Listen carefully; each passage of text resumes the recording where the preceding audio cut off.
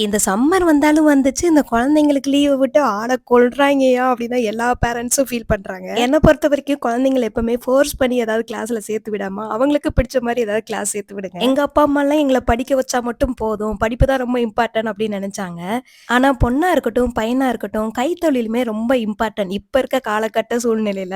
யார் கைவிட்டாலும் படிப்பு கைவிடாதான். அத நான் ஒத்துக்கிறேன். கைத்தொழிலும் அதே மாரி தான். 2யும் ஒரே விதத்துல தான் நான் பார்த்துட்டு இருக்கேன். இப்ப எதுக்கு இவ்ளோ சொல்லிட்டு இருக்கேன் அப்டின்னா, நான் குழந்தைங்களுக்காகவே ஒரு பேக்கிங் கிளாஸ் எடுக்கலான்னு சொல்லிட்டு முடிவு பண்ணியிருக்கேன். ரொம்ப நாள் யோசிச்சு, அதுவுமே இந்த சம்மர பேஸ் பண்ணி, இந்த பர்த்டே கேக் செய்றதான் கொஞ்சம் கஷ்டமா இருக்கும். ஆனா இந்த ப்ரௌனீஸ், பிளாண்டீஸ், குக்கீஸ்லாம் செய்யறதுக்கு அவ்ளோ இன்ட்ரெஸ்ட்டாவும், ஈஸியாவும் இருக்கும். பெரியவங்களோ இல்ல சின்னவங்களோ வயசு வித்தியாசம்லாம் நம்மகிட்ட கிடையாது. உங்களுக்கு இதுல இன்ட்ரெஸ்ட் இருக்கு அப்டின்னா, ரொம்ப நாள்லாம் கிளாஸ் இருக்காது. 1 ஆர் 2 டேஸ்ல நம்ம முடிச்சிடலாம். ஒசூர் மட்டும் இல்லாம எல்லா ஊருக்குமே நம்ம ப்ரௌனீஸ் கொரியர்ல சென்ட் பண்ணிட்டு இருக்கோம். உங்களுக்கு வேணும்னா ஸ்கிரீன்ல நம்பர் இருக்கு. கிளாஸ பத்தி டீடைல்ஸ் வேணும்னா நம்பர கான்டாக்ட் பண்ணி செக் பண்ணிக்கோங்க. பை.